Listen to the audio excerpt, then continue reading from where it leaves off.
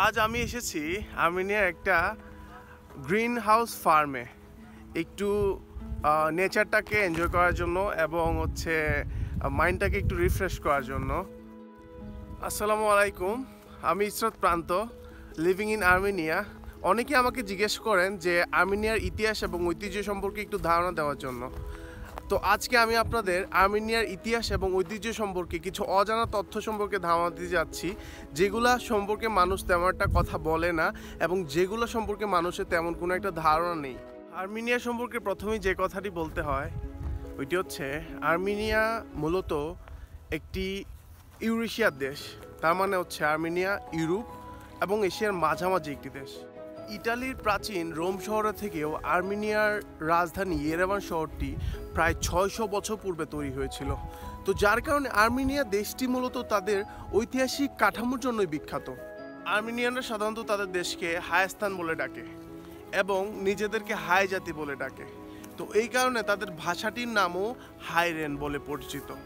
ইতিহাসে আছে 95 থেকে 65 খ্রিস্টাব্দ পর্যন্ত আর্মেনিয়ানরা পূর্ব তুরস্ক, সিরিয়া এবং লেবানন পর্যন্ত তাদের বিস্তার স্থাপন করেছিল। তো এভাবেই পুরো বিশ্বে একটি ক্ষমতাশালী দেশ হয়ে উঠেছিল আর্মেনিয়া। কিন্তু কথায় আছে যে স্বাধীনতা অর্জনের চেয়ে স্বাধীনতা রক্ষা করা কঠিন। এভাবেই ধীরে ধীরে আর্মেনিয়ানরা একসময় মুসলমানদের শাসনে চলে আসছে। তারপর তুর্কি, আরব এবং মুঘলরা বহুদিন ধরে আর্মেনিয়াকে শাসন করে। একসময় 1922 সালে আর্মেনিয়া সোভিয়েত ইউনিয়নের শাসনে চলে আসে। তারপর 1991 সালে তারা সোভিয়েত ইউনিয়ন থেকে স্বাধীনতা ঘোষণা করে। এ ছিল আর্মেনিয়ার ইতিহাস এবং কিছু অজানা তথ্য। এবার কথা বলবো আর্মেনিয়ার বর্তমান পরিস্থিতি নিয়ে। এদেশের বর্তমান পরিস্থিতি সম্পর্কে বলতে গেলে প্রথমেই বলতে হয় এদেশে ক্রাইম রেট প্রায় 5%-এরও নিচে। গত কয়েকদিন আগে আর্মেনিয়াকে পৃথিবীর সেফেস্ট কান্ট্রির মধ্যে 7ম হিসেবে ঘোষণা করা হয়। যদিও এদেশের মানুষ গ্রামে থাকতে পছন্দ করে, কিন্তু চাকরির সুবাদে বা পড়াশোনার সুবাদে তারা শহরে যায় এবং সন্ধ্যায় আবার তাদের গ্রামে তাদের বাড়িতে ফিরে আসে। এটা হচ্ছে এদেশের মানুষের কালচার এবং সংস্কৃতি। এদেশের মানুষ বেশিরভাগ সময় তাদের বাড়ির সামনে বাগানে প্রচুর পরিমাণে শাকসবজি এবং ফলমূল চাষ করে এবং সারা বছর তারা এগুলো সংরক্ষণ করে সারা বছর এগুলো খায়। এদেশে আপনি পুরো দেশের এক প্রান্ত থেকে অন্য প্রান্তে ঘুরতে পারবেন বাস দিয়ে খুবই কম খরচে। আমার এই পর্যন্ত 1 বছরে প্রায় অর্ধেকটা দেশ মতো ঘোরা কমপ্লিট হয়ে গেছে। ধীরে ধীরে বাকি অর্ধেকটা দেশ আমি ঘুরে ফেলবো আর কি। এদেশের বিদ্যুৎ এবং গ্যাস খরচ খুবই অল্প, কারণ এদেশে প্রায় 4টিরও বেশি পারমাণবিক বিদ্যুৎ কেন্দ্র রয়েছে। এরা ইরানকে বিদ্যুৎ দিয়ে থাকে এবং ইরানের কাছ থেকে গ্যাস সরবরাহ করে থাকে।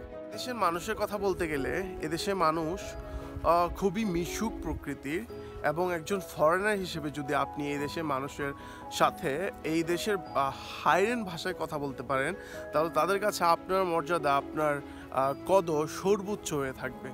বর্তমানে দেশটির মাথাপিছু আয় প্রায় $9,250 মার্কিন, যা আমাদের বাংলাদেশের থেকে প্রায় 4 গুণেরও বেশি। দেশটিতে 3 ভাগের 1 ভাগ ছেলে এবং 2 ভাগ মেয়ে। দেশটিতে ছেলেদের পরিমাণ মেয়েদের থেকে একটু কম, কিন্তু এদেশের মেয়েরা প্রাকৃতিকভাবে অনেক সুন্দর এবং অপরূপ রূপের অধিকারী হয়ে থাকে। এই ছিল আর্মেনিয়া সম্পর্কে কিছু অজানা তথ্য আপনাদের সাথে শেয়ার করা। আসলে অজানা না ঠিক, কিন্তু এই বিষয়গুলো সম্পর্কে কেউ তেমন একটা ধারণা দেয় না বা এই বিষয়গুলো সম্পর্কে কারো তেমন একটা ধারণা নেই। তো আমি এই দেশে আছি প্রায় 1 বছর। আমার অভিজ্ঞতা থেকে যতটুকু জ্ঞান অর্জন করতে পেরেছি, যতটুকু তাদেরকে চিনতে পেরেছি, তার থেকে আমি আপনাদের সাথে এই বিষয়গুলো শেয়ার করলাম। আর যদি কোনো ভুল হয়ে থাকে কোনো তথ্যে, তো অবশ্যই নিচে কমেন্ট করে বলবেন। আর এই কথাগুলো জেনে আপনার কী উপকার হতে পারে বা আপনার কাছে কেমন লেগেছে তা অবশ্যই কমেন্ট করে জানাবেন। আজকে এই পর্যন্তই। আমি ইসরাত প্রান্ত। অবশ্যই আমার চ্যানেলে আর্মেনিয়াকে নিয়ে আরও কয়েকটি ভিডিও আসবে। আর আমি যতদিন আছি আমি আর্মেনিয়াকে এক্সপ্লোর করব। তো সবাই আমার সাথে থাকবেন। ধন্যবাদ সবাইকে।